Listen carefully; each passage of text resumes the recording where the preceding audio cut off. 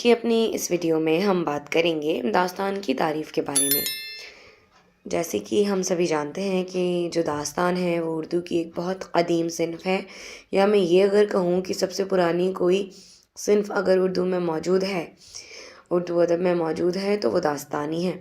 داستان کیا ہے اس کے بارے میں ہم آج اس کی تعریف پر بات کریں گے۔ بہت اگر میں کم لفظ میں کہوں تو داستان جو ہے ایک وہ صنف ہے جس میں کہ کیا ہوتا ہے، لگاتار کہانی چلتی رہتی ہے، یعنی کہ مسلسل کہانی ہوتی ہے، اور وہ ایک طویل صنف ہے۔ تو چلیے آج کی جو ہماری ویڈیو ہے وہ شروع کرتے ہیں۔ داستان کی تعریف۔ داستان ایسی طویل اور مسلسل قصے کو کہا جاتا ہے جس میں واقعات کو پرکشش انداز میں اس طرح بیان کیا جاتا ہے کہ سامعین یا قارئین کی دلچسپی برقرار رہے۔ داستان کا فن بنیادی طور پر سننے اور سنانے کا فن ہے۔ داستانوں میں عام طور پر غیر معمولی تصوراتی باتوں کو ایک خاص انداز میں بیان کیا جاتا ہے۔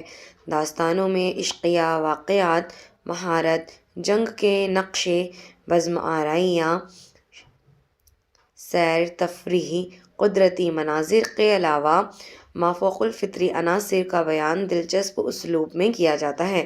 مافوق الفطری عناصر ایسے ہوتے ہیں، وہ عناصر، وہ ایلیمنٹس، یعنی کہ جس پر کہ ہمارا ذہن آسانی سے یقین نہیں کرتا، جیسے کہ دیو، پری، جنات، ان سب کی باتیں۔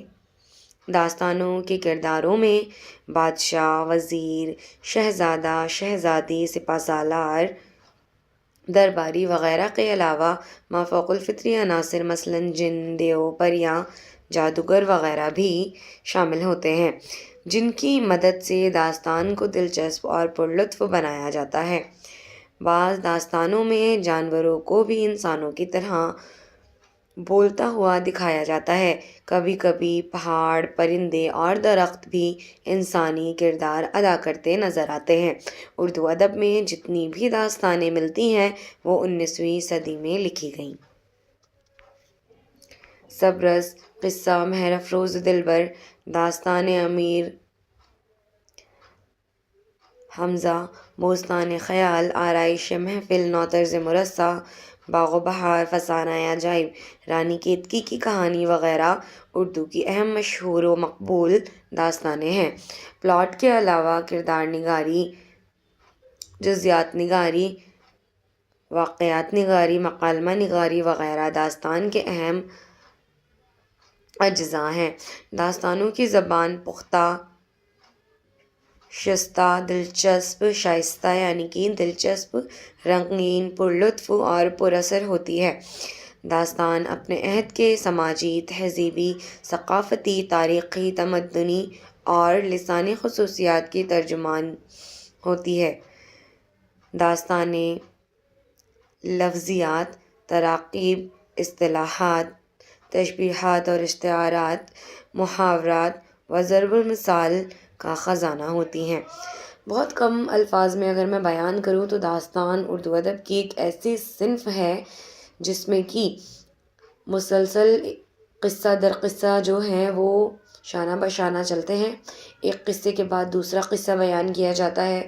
اس میں طوالت ہوتی ہے، کیونکہ پرانے زمانے میں جو لوگ تھے ان کے پاس بہت وقت ہوتا تھا، اور وہ مصروف رہنے کے لیے، اپنی دلجوئی کے لیے ایسی کہانیاں سننا پسند کرتے تھے جو کہ ایک دم سے ختم نہ ہوں۔